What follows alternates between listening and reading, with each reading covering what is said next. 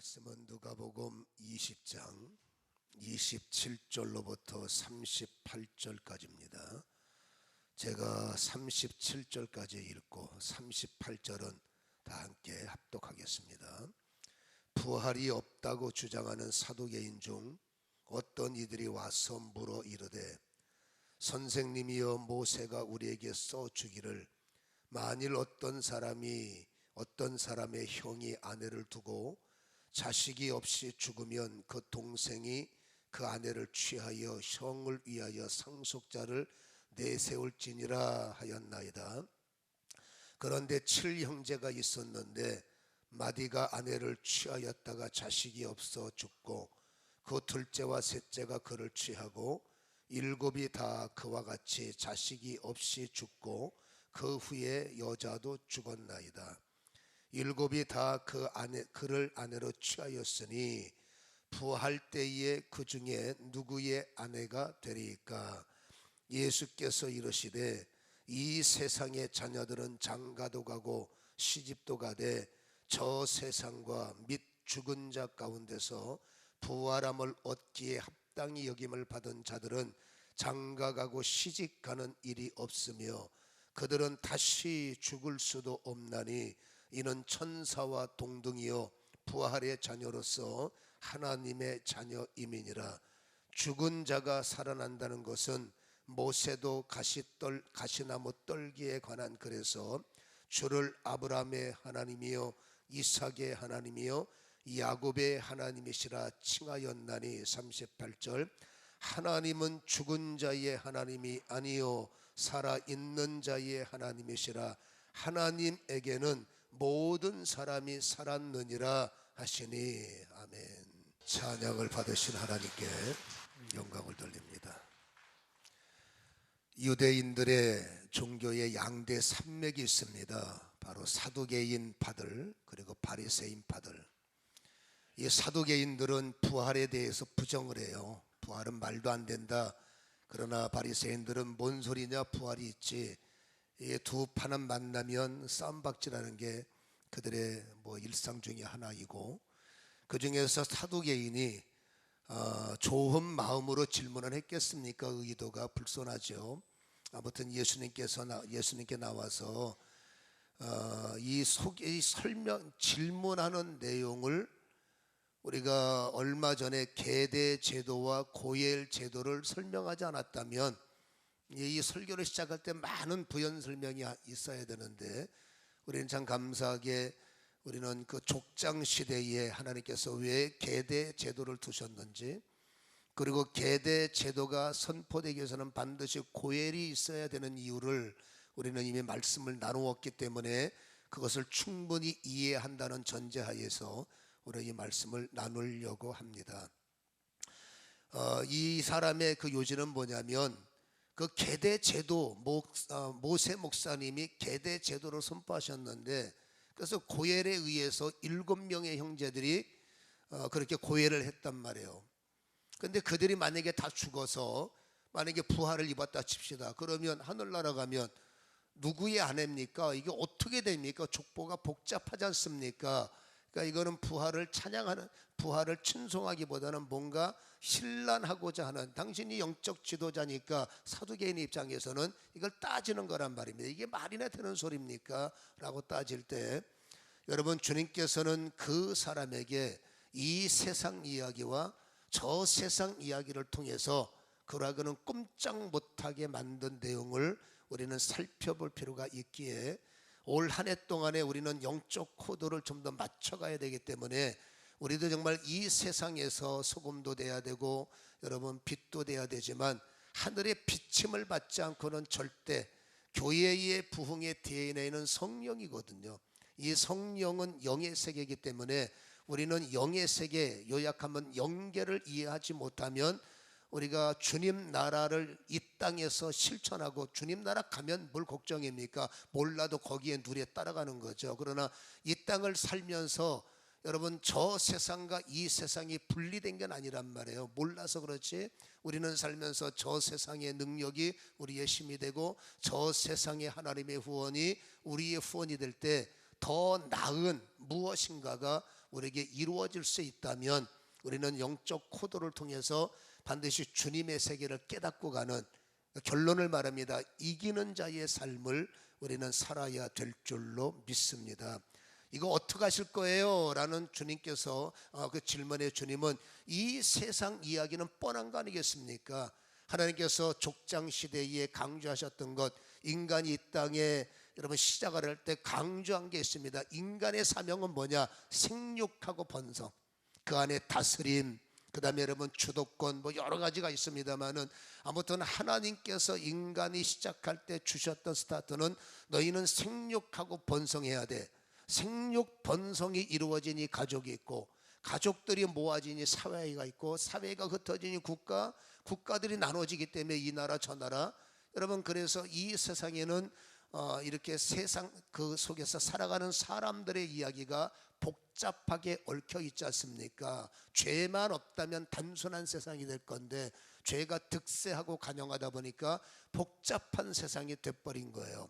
그러나 중요한 것은 하나님의 입장에서는 이 땅은 생육하고 번성해야 되는 하나님의 영적인 사상이죠. 그 생육 번성, 영향력을 행사하는, 여러분 빛이 있어라. 이 빛은 하나님께서 넷째 날 만든 태양이 아니란 말입니다. 이 빛은 하나님이 하나님 대신 하나님의 심.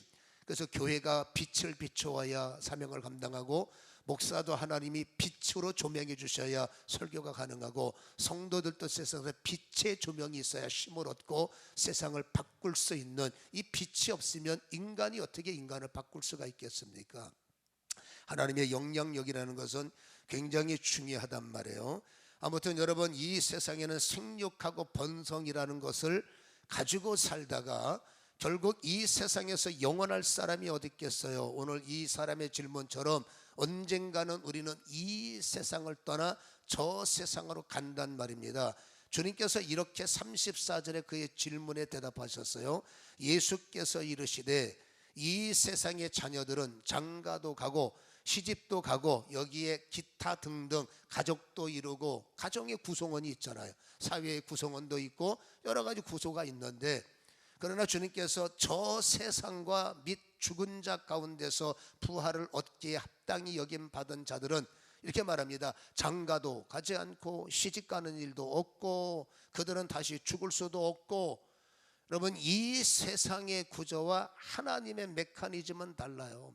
우리가 이 땅에 살면서 가지고 있는, 알고 있는 알미 저 나라에서 그대로 작동되는 것 같지만 이 세상의 구조와 하나님의 세상의 구조는 완벽하게 다르기 때문에 저는 그런 질문을 많이 받습니다. 하늘나라 가면 우리 아들과 같이 살아요? 하늘나라 가면 가족들과 함께 살아요? 그때는 여러분 저는 이렇게 대답해요. 아마 그럴 수도 있을 것 같은 생각을 하려고 하는데요, 확신 없는 걸 제가 어떻게 대답합니까? 저도 경험이 없는데. 저도 천국을 몇 번 갔다 왔지만 개인적인 체험이지 전체적인 체험은 아니었단 말이에요. 그러니까 제가 경험하지 못한 것을 함부로 말할 수 없기 때문에 아마, 저는 프로라고 말했습니다. 아마라고 그랬죠. 아마 그러려고 그렇고 뭐 대답을 못하는 거예요. 그러나 오늘 이 성경을 보면 우리에게 어떤 것을 제시해 주기 때문에 그런 것들을 우리는 이해하면 도움이 되기에 이 말씀을 좀 참고해 볼 필요가 있는데, 아무튼 저 세상과 이 세상의 차이점이 뭐냐? 이 세상은 생육하고 번성하는 구조 속에 관계를 맺고 사는 겁니다. 근데 문제는 저 세상에 들어가는 순간에 이 세상의 사명은 끝나는 거예요. 우리에게 주어진 임무는 졸업을 하고 모든 수고를 내려놓고 그리고 주님 세상에 들어가는 거죠.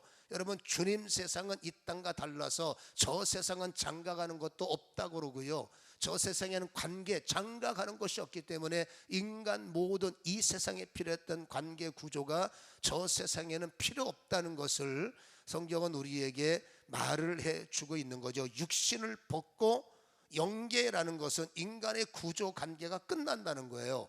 이 세상에 필요한 것들이니까. 그래서 주님 나라 영계에 들어가는 순간에 여러분 주님에 의해서 모든 구조가 이루어지는 건데, 이거를 조금 더 우리가 이해를 하려면 우리는 영계에 입성하는 것을 죽음이라고 그러지 않습니까? 이 죽음이라는 세계부터 우리가 이해를 해야 그 말의 뜻을 우리가 받아들일 수 있을 것 같아요. 저 나라 세계는 이 나라에서는 이해 못해요. 아무리 제가 설명을 잘해도 저 나라를 어떻게 우리가 이해하겠습니까? 그래서 우리가 기초를 좀 이해를 해야 되는데, 여러분 죽음의 세계는 우리가 알다시피 누가복음 16장 22절에 이렇게 표현하고 있어요. 그 거지가 죽어 천사들의 받들려 아브라함의 품에 들어가고 부자도 죽어 장사담에 그랬어요. 여러분 죽음이라는 것은 우리가 이해할 수 없는 구조가 열려지는데, 저는 임종 예배를 누구보다 많이 목격을 했고 저희 어머니 돌아가실 때도 저는 그것을 환상 가운데 목격을 했는데, 여러분 예수를 잘 믿고 이 땅을 떠나시는 분들은 믿음의 눈에는 보이는 게 그래요. 천사들이, 이 성경이 그대로 되는 겁니다. 천사들이 이 땅에 내려와서 그 영을 문짝으로 받들려서 올려요. 그리고 저 나라에는 아브라함의 품이라는 것은 낙원, 네가 나와 함께 낙원에 가 있을 거야 라고 말씀을 하셨기 때문에 1차적 영이 들어가서 쉬는 자리는 낙원이요, 그것을 아브라함의 품이다. 성경은 그렇게 표현을 해주고 있는 거죠. 그래서 천사들이 우리의 영을 받들어 올리는 것이 죽음의 현장에서 일어나는 현상이에요. 우리가 보지 못해도 그게 영계의 시작입니다. 그리고 부자도 죽어서 장사됐대의 의미는, 이 장사라는 것은 쉽게 말해서 한 번 죽어 한 번 태어나서 두 번 죽을 거냐, 두 번 태어나서 한 번 죽을 거냐, 이건 매우 중요한 선택이에요. 여러분 한 번 태어난다는 것은 어머니 뱃속의 출생이죠. 그래서 죽으면 두 번 죽습니다. 그러나 두 번 태어나면 한 번만 죽습니다. 두 번 태어난다는 게 뭐예요? 어머니 뱃속에서 출생이지만 거기서 우리는 끝내면 안 됩니다. 하나님은 산자의 하나님이시기 때문에 산자의 하나님을 믿어야죠.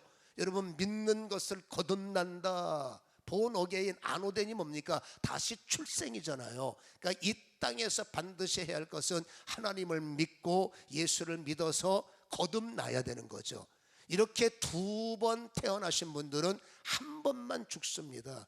왜냐하면 성경에는 첫째 사망이 있고 둘째 사망이 있기 때문인데, 요한계시록 20장은 둘째 사망을 강조하고 있습니다. 첫째 사망은 뭐예요? 이 땅에서 우리가 눈에 보이는 육신과 영의 분리. 여러분 죽음의 현장을 조금 더 열어보면 누가복음 23장 46절에 주님께서 십자가에 죽으시면서 우리에게 던져준 말씀이 있습니다. 그게 뭐냐면, 예수께서 큰 소리로 불러 이르시되 아버지여 내 영혼을 아버지 손에 부탁하나이다 하고 이 말씀을 하신 후에 숨지시니라, 이렇게 기록하고 있어요. 여러분 살아있는 동안은 내 인생 내가 산다고 누가 뭐라 하겠습니까? 여러분 예수를 믿든지 말든지 내 마음대로 죄를 짓든지 말든지 그건 본인 선택이에요. 그러나 중요한 것은 이 세상이 끝이 아니라 저 세상의 문이 열리는 순간에 주님께서 말합니다. 내 영혼은 주님 손에 달렸습니다. 내 영혼은 아버지 손에 달렸습니다. 내 영혼은 하나님의 손에 달렸습니다. 그리고 숨졌단 말입니다. 이게 주님께서 말씀하시는 거예요. 땅을 살 때는 내 마음대로 살지만 죽음이라는 순간부터 저 세상은 인간의 자유가 소멸되고 그 나라는 하나님 나라이기 때문에 그 나라의 제재를 받고 그 나라의 관리를 받는 것이 죽음이란 말이에요. 그러니까 예수님께서도 내 영혼을 아버지 손에 부탁드립니다. 위탁드립니다. 위탁은 주님이 심판자요, 주님이 관리자요, 그런 의미인 거죠. 그래서 여러분 죽음은 영혼이, 마태복음 27장 50절을 이 말씀을 마태복음은 이렇게 표현합니다. 예수께서 크게 소리 지르시고 영혼이 떠나가셨다, 이렇게 되어 있어요. 여러분 죽음은 뭐라고요? 몸에서 영혼이 떠나가는 거죠. 이 땅을 살 때는 영과 혼과 육이 작동을 해서 여러분 생명으로 살아가지만 이 세상의 사역이 끝나고 이 세상의 시간이 끝날 때는 육은 땅에 남고 영이 몸에서 분리되는데, 혼이라는 지성과 이성은, 생각은 여러분 주님 나라 가면 끝나는 거죠. 이 세상 살 동안만 작동을 하는 거다라는 거죠. 그래서 영혼이 몸에서 빠져나가는 것을 죽음이다, 이게 1차 죽음이에요. 근데 여러분 죽음은 1차 죽음만 있는 것이 아니라 성경은 2차 죽음도 우리에게 예고하고 있다는 것을 우리는 기억을 하셔야 되는데, 여러분 고린도 전서 15장에 우리에게 이렇게 말합니다. 51절에 마지막 나팔에 수식간에, 잘 보세요, 호련히 다 변화하리니. 여러분 이 후련이 다 변화한다는 것이 이 땅에서 우리의 여러분 그 인간관계의 구조가 이 땅에서는 관계를 맺어 자녀와 부모, 어린아이의 죽음, 할머니들의 죽음, 여러분 이 땅에 살면 얼마나 우리가 불편하게 삽니까? 또 저는 여러분 목사이기 때문에 가장 저의 가슴을 찢는 것이 어린 아이들의 죽음이에요. 할 말이 없어요. 거기서 무슨 말을 제가 할 수 있겠습니까? 어떨 때는 아니 저 아이가 어떡하 할 말이 없고 설교가 안 나오는 거예요. 어린 아이들 너무 힘들죠. 연세 드셔서 이 땅을 떠나시는 것도 마음이 아파 죽겠는데 꽃도 펴지 못하고 이 땅을 떠나가는 아이 어떡할 겁니까? 그런 이 아이는 어떻게 돼요? 질문하면 정말 몸둘 바를 모르는 거죠. 하나님 좀 더 살려주시지 왜 데려가셨어요? 그러나 여러분 성경이 말하는 것을 우리는 힌트를 삼아야 됩니다. 호련히 다라고 그랬어요. 어린아이의 죽음이든 연세 드신 분 다리가 아프시든 몸이 아프시든 정신적 핍절이 있든 삶이 힘들든 모든 사람들은 이 세상에서 그런 유의 고통과 나름대로 삶이 있지만 이 세상을 떠나서 저 세상의 1차 죽음을 맞이하고 여러분 2차의 나팔 소리가 울려 퍼질 때 다 후련히 변하리라. 그게 영계에서 일어나는 그림이란 말입니다. 여러분 후련히 변화, 다 후련히 변화한다, 이 뜻이 무슨 뜻 같습니까? 여러분 이 지구상에는 생육이라는 사명이 있기 때문에 어렸을 출생으로부터 죽음이라는 과정이 있는 거예요. 근데 여러분 저 세상은 이 출생, 여러분 출생으로부터 죽음의 과정이 저 세상은 없습니다.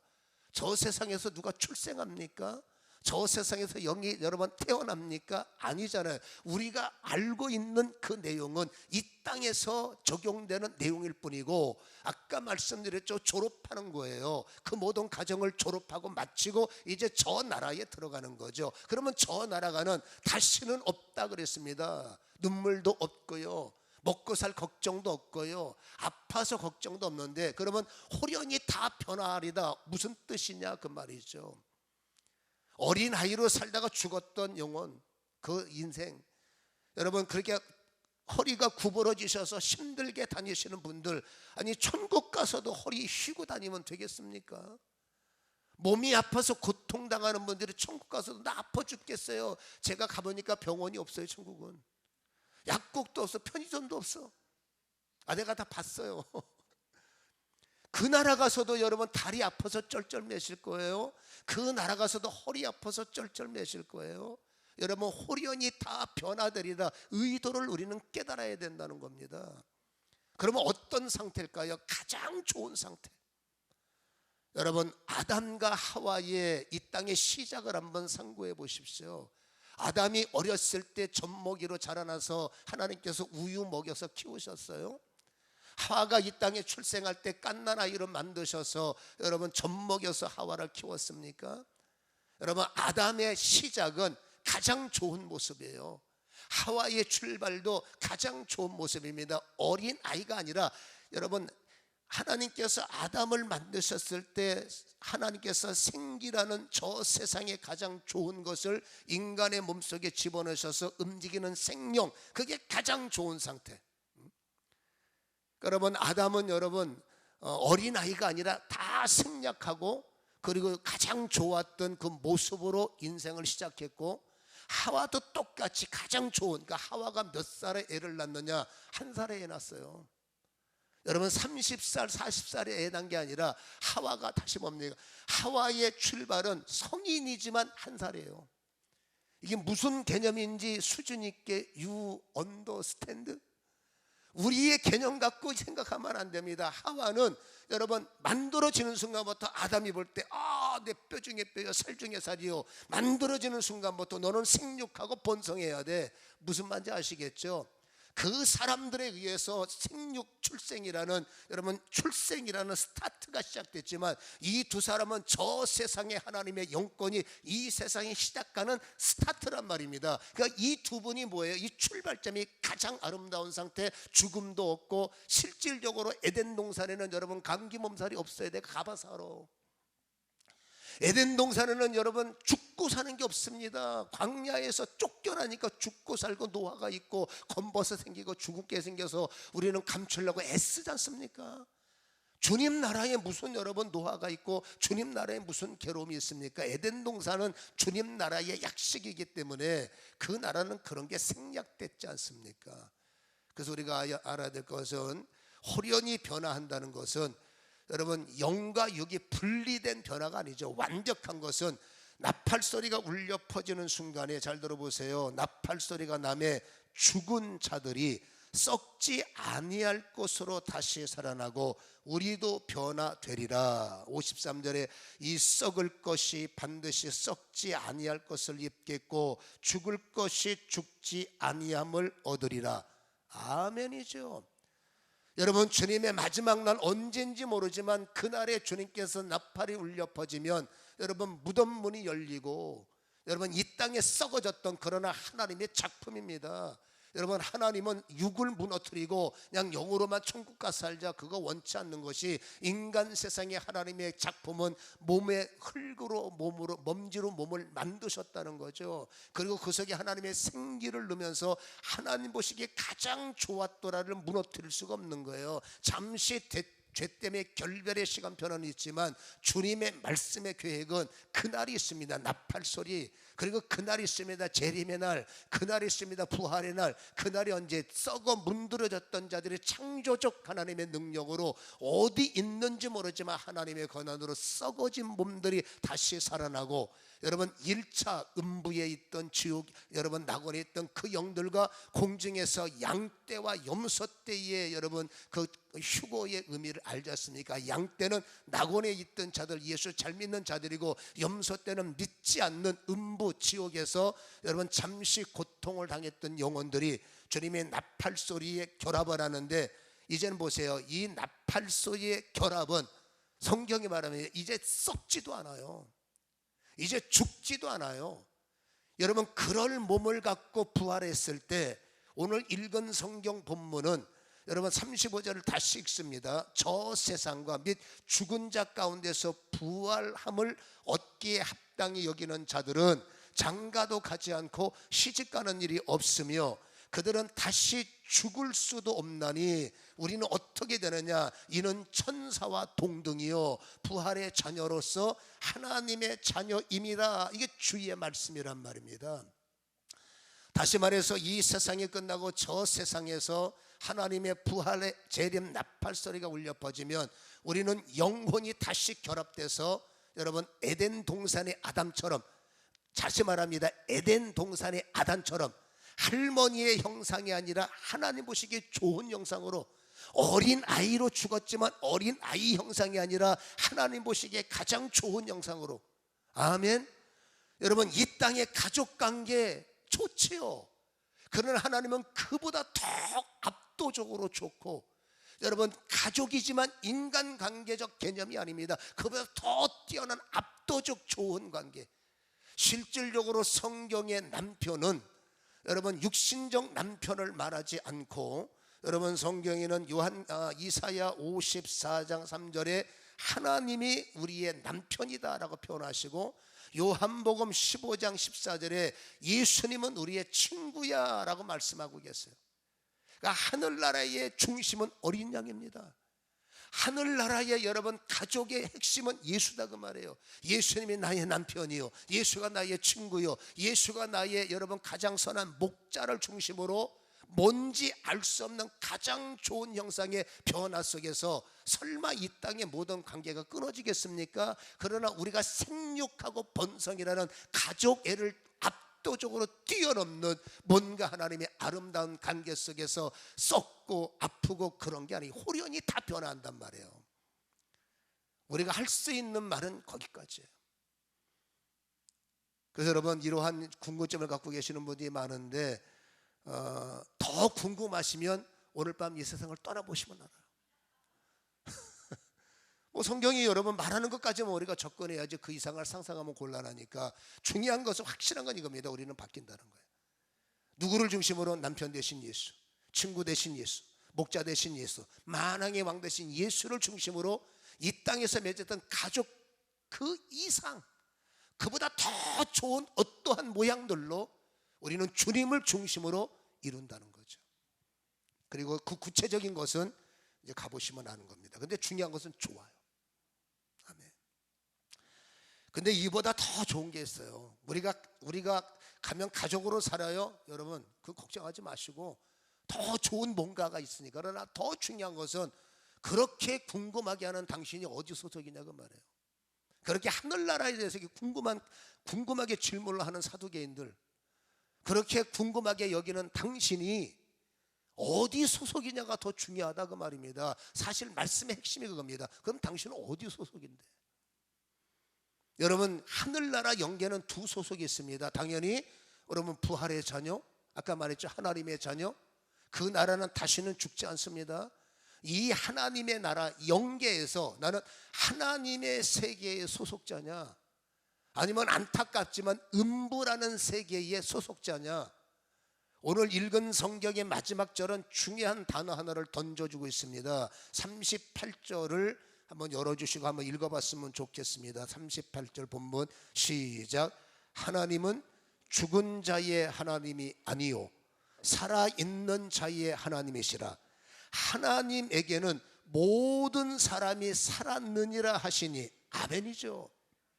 우리가 이 땅을 살면서 천국이 어떻게 돼 있어? 그런 그 질문도 중요하지만 더 중요한 것은 내가 살아계신 하나님을 섬기느냐, 아니면 죽어있는 하나님을 섬기느냐. 하나님이 살고 죽고가 아닙니다. 내 신앙이 살았느냐, 내 신앙이 죽었느냐, 이거를 우리는 한 번 더 생각을 해볼 필요가 있다라는 것이죠. 산자의 하나님에게는 모든 사람이 살아있느니라. 여러분, 이 말씀에 우리는 딱 달라붙어야 돼요. 이것을 여러분 우리는 접붙임이라고 말하는데, 살아계신 하나님에게 접붙임을 받지 않으면 우리가 생각으로 사상으로 이렇게 하면 저렇게 하면 그건 우리의 생각일 뿐이고, 여러분 살아계신 하나님과 연합, 하나님은 항상 살아계시기 때문에 그 하나님과 접붙임을 받아야만이 우리는 여러분 온전히 거듭남을 유지할 수 있고 교회에 와서 은혜 받을 수 있어요. 은혜 받는다고 여러분 끝까지 나의 여러분 하나님의 세계의 입문이 보장되느냐? 세상은 워낙 혼란스럽기 때문에 누구도 예측할 수 없기에 교회에 나오는 것도 중요하고 예수를 믿는 것도 중요하지만 더 중요한 살아계신 하나님께 완벽하게 접붙임을 받아야 우리는 저 세상 갈 때까지 이 세상에서 믿음을 지키고 이 세상에서 저 세상 접붙임을 받았으니 열매를 주실 거 아닙니까? 아멘. 세상의 열매도 중요하지만 저 세상의 열매는 접붙임을 받았을 때 주시기 때문에 오늘 여러분 살아계신 하나님과 연합하시고 접붙임이 일어나기를 주님의 이름으로 간절히 소원합니다. 여러분 왜 접붙임을 받아야 되느냐? 저 세상이 하나님의 나라는 정말로 황홀하고 행복하지만 음부라는 세계 제2의 불못은 끔찍한 곳입니다. 오늘 주님께서 36절에 저 세상에 들어가는 순간부터 이 세상은 죽음이 있어요.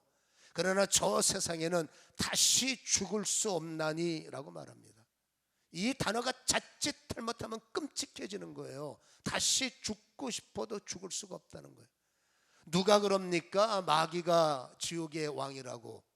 누가 그런 말을 합니까? 마귀가 지옥의 대장이라고. 그건 여러분 말도 안 되는 소리입니다. 여러분 음부라는 곳, 그 다음에 제2의 사망 불못이라는 곳, 그것은 여러분 마귀 때문에 주님께서 준비하신 심판자리입니다.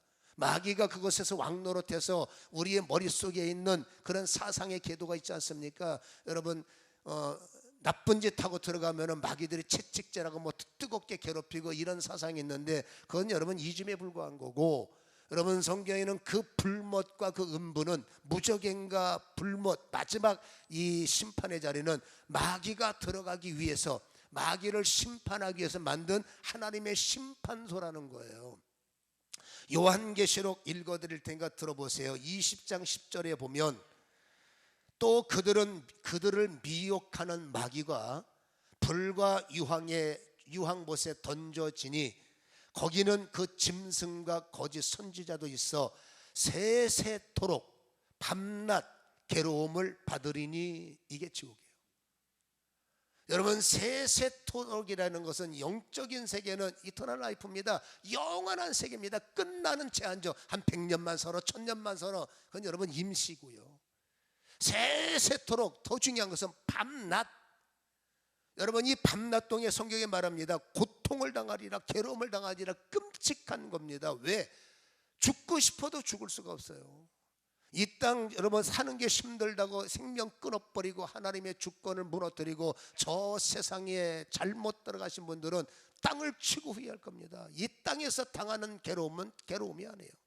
이 땅에서 당하는 고통은 여러분 이 세세토록 고통에 비하면 아무것도 아닙니다. 24시간 360일 개념으로 평생토록 쉴 수 없는 고난과 쉴 수 없는 고통과 물 한 모금이 없어서 절절매는 이 고통이, 그래서 죽고 싶어도 죽을 수 없는 것이 이 음부의 세계고 불못의 세계인데, 그것은 누구를 위해서 만들어졌느냐? 마귀를 위해서 만들어졌고, 그 마귀의 전략과 전술에 속임을 받고 속아서 사기를, 영적으로 사기를 당해서 영혼을 도둑 맞은 사람들은 전부 다 안타깝지만 불못에 떨어진다는 거예요. 그래서 성경 요한계시록 21장 7절에 이기는 자들아 라고 말합니다. 이겨야 된다라는 겁니다. 이기는 자들 이것을 상속으로 받으리니 나는 그의 하나님이 되고 그는 내 아들이 되리라. 이겨야 된다는 거예요. 여러분, 이기라는 것은 무엇을 말합니까? 아까 말했죠. 살아계신 하나님, 이 하나님에게 우리는 접붙임을 받으라는 거예요. 이 접붙임을 받으라는 얘기는 로마서 11장, 여기서부터 깊게 들으셔야 됩니다. 로마서 11장 17절에 보면 또 한 가지 얼마가 꺾이었는데 돌 감람나무인 네가 그들 중에 접붙임이 되어 참 감람나무의 뿌리의 진액을 함께 받는 자가 되었은즉, 24절에 네가 원 돌 감람나무에서 찍힘을 받고 본성을 거슬려 좋은 감람나무의 접붙임을 받았으니 라고 말하는 거예요. 이게 굉장히 중요한 내용이에요.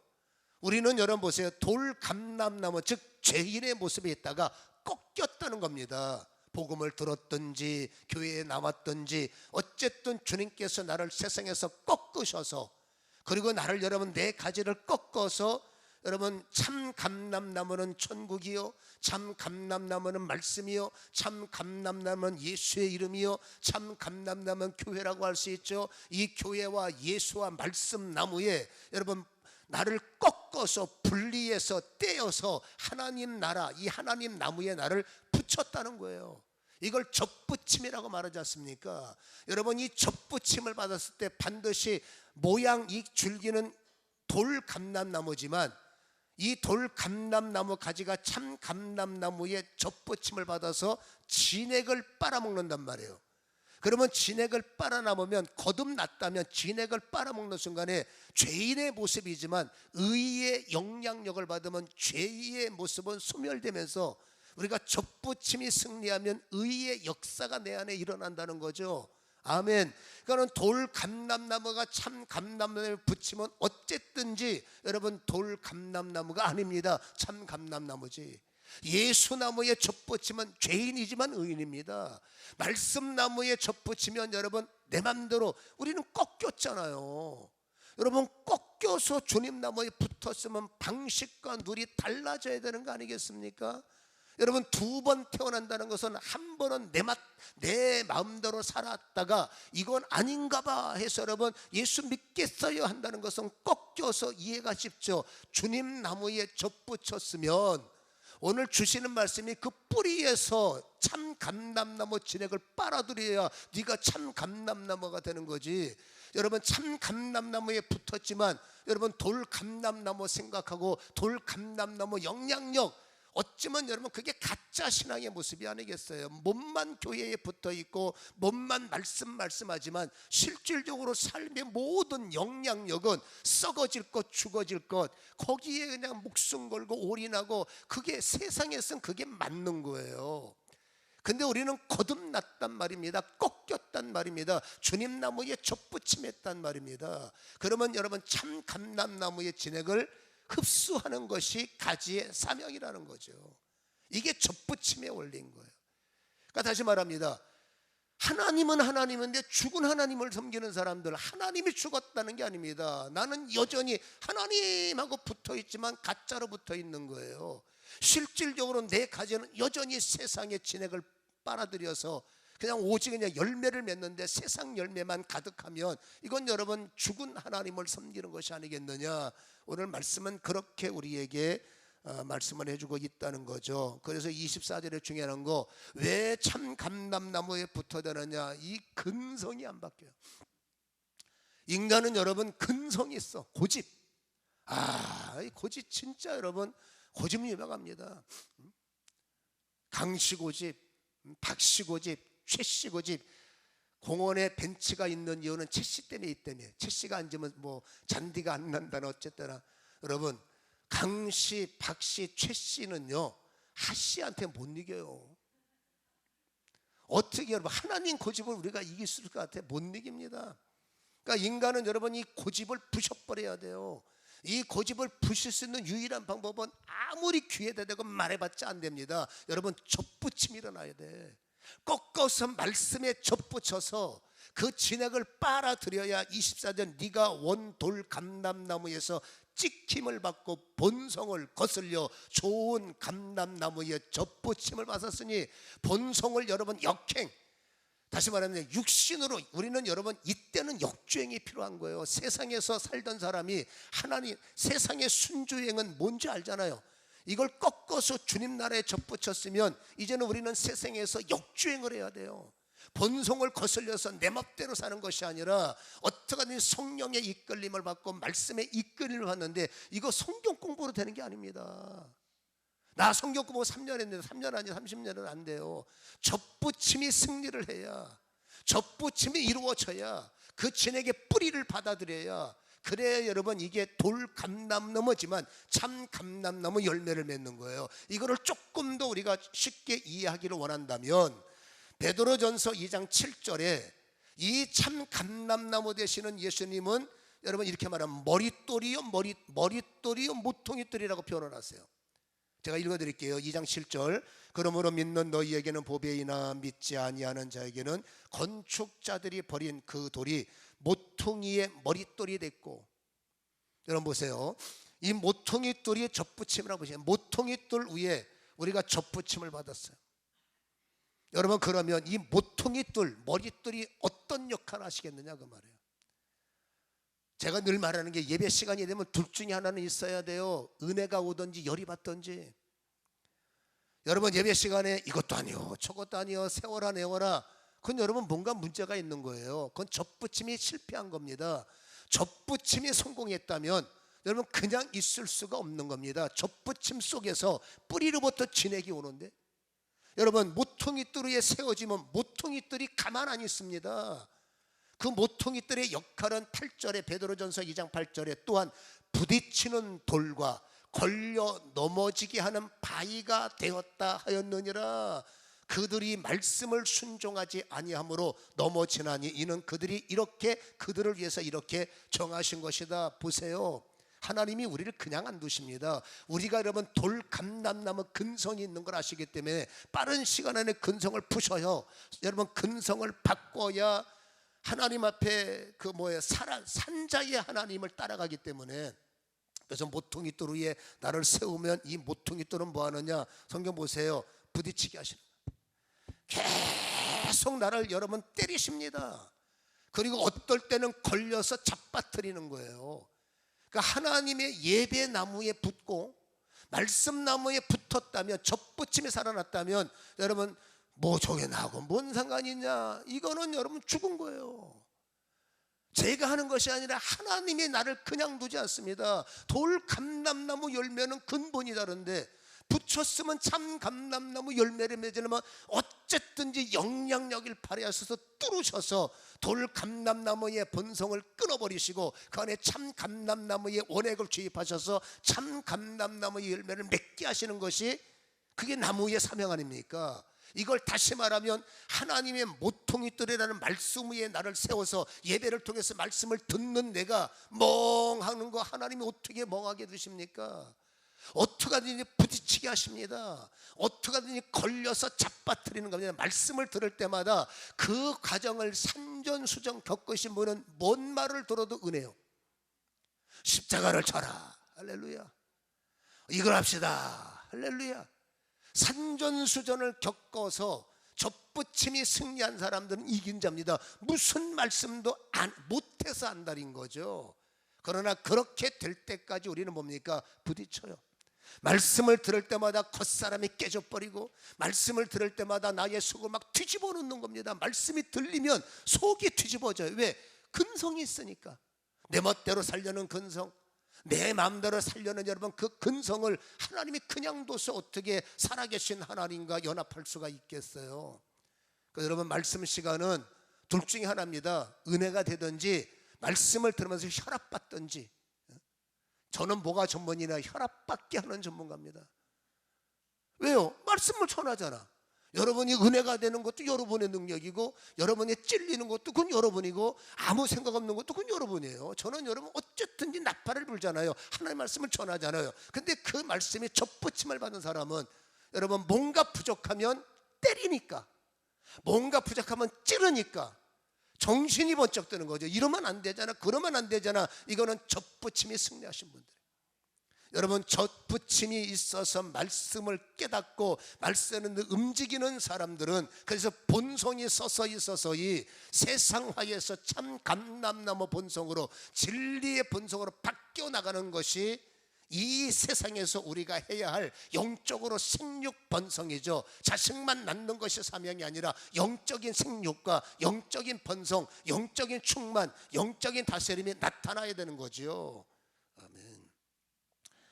근데 만약에 이래도 저래도 안 되면 어떡하느냐? 마지막은 하나님의 히든 카드를 쓸 수밖에 없어요. 그 히든 카드는 뭐예요? 이 말씀을 누가복음 20장 17절 18절은 이렇게 말합니다. 17절 똑같이 말합니다. 기록된 바 건축자들의 버린 돌의 모퉁이의 머릿돌이 되었다 함이 어찌미냐 하면서 누가복음 20장 18절은 무릇 이 돌 위에 떨어지는 자는 깨어지겠고, 이 돌이 사람 위로 떨어지면 그를 가루로 만들어 흩어버리리라. 이거 여러분 조금 살떨리는 말이라고 해도 틀린 말이 아닐까 싶어요. 하나님은 계속 말씀을 통해서 그러니까 하나님의 말씀 돌 모퉁이 뚫에 떨어지면서 부딪히고, 떨어지면서 깨지고, 떨어지면서 깨닫고, 떨어지면서 새로워지고, 말씀을 들으면서 계속 여러분 그려 힘들지만 어떻게 받아들이면 여러분 변화가 되는 거죠. 근데 시간은 없는데 계속 이도 아니고 저도 아니고 깨닫지도 못하고 멍하니 가면 그래도 교회 와 있잖아요. 세상 바깥에 있는 사람은 무투가겠습니까? 놔둬야지. 근데 교회에 와서 아무 생각 없이 오면 하나님께서 너 진짜 못 깨닫니? 너 진짜 마음 안 바꿀 거야? 그때 하나님께서 그럼 너 거꾸로 합니다. 여기서 거꾸로만 안 돼요. 말씀 위에 내가 깨져야 되는데 이게 안 되고 시간이 없으면 오히려 거꾸로 나를 여러분 그 돌 위에 놓고 이 돌이 내 머리 위로 올라가서 나를 때려버린다는 거죠. 여러분 이것이 하나님이 나를 깨트리면 사랑의 징계라면 은혜가 될 것이고, 만약에 심판 때 이런 일을 만들어보면 내가 너 부숴버릴 거야 라는, 흩어질 거야 라는 말씀이 참 마음에 많이 걸리는 거예요. 그래서 저도 이 말씀을 묵상할 때마다 하나님, 제 말에 성령의 DNA가 없으면 이 말이 저들에게 그냥 단순히 잔소리로 들리고 시끄러운 말로 들리겠지만, 시끄러운 건 제가 목소리가 원래 크니까 도리가 없는 거고요. 하나님이 이 시끄러운 소리가 되지 않고 이 말씀에 생명이 있고 이 말씀에 기름 부음이 있고, 그래서 저도 여러분 이 설교 때문에 참 고민을 많이 하는 거. 어떻게 하든지 우리는 여러분 돌이 나를 때리기 전에 돌 위에서 진리 위에서 접붙임을 받고 생명을 얻고 치는 자가 아니라 이기는 자가 되어서, 우리가 왜 이 세상에서 여러분 하나님이 나의 아버지인데 왜 세상에 주는 것만 갖고 마지못해 사냐 그 말입니다. 부족함을 느끼면서 여호와가 나의 목자시니 내게 부족함이 없으리로다. 여러분, 저 세상과 이 세상이 단절됐습니까? 아닙니다. 저 세상과 이 세상은 성령님을 통해서, 십자가를 통해서 연결됐습니다. 저 세상의 양식과 저 세상의 능력과 저 세상의 권세는 여러분, 접붙임이 이루어지면 열매로 오는 거예요. 접붙임이 이루어지면 여러분, 역사로 나타나는 것. 아멘. 이게 가장 중요한 말이라서 아멘 하셔야 돼요. 접붙임이 살아나면 저 세상의 주님의 영권이 나에게 덧입혀져요. 우리는 그래서 이 세상을 살면서 증거와 자랑이 많아서 살아계신 하나님께 영광을 돌려야 되지 않겠습니까? 예배는 여러분 시간 때우시면 안 돼요. 이 귀한 시간에 어떻게든지 들으려고 애를 쓰시고, 어떻게든지 말씀에 내가 부셔져서 부셔지는 만큼 열매가 되는 거니까, 하나님은 나를 손해보게 하는 분이 아니라 너 이 세상 네가 구르고 사다 말 거냐, 저 세상에 속해 있는 하나님의 영광과 하나님의 은혜와 하나님의 역사가 우리의 삶 속에 열매를 맺어야 되지 않겠습니까? 여러분, 승리하시기를 주님의 이름으로 간절히 소원합니다. 꺾여졌으면 접붙임을 받으시고, 접붙임을 받으셨으면 잘 들으셔서 말씀을 들을 때마다 깨닫게 하시고 들리게 하시고 깨닫게 하시고 들리게 하시고 은혜가 되게 하셔서 뭔 말을 들어도 결국 여러분 은혜가 되어지는 이런 역사가 일어나기를 주님의 이름으로 간절히 축원합니다.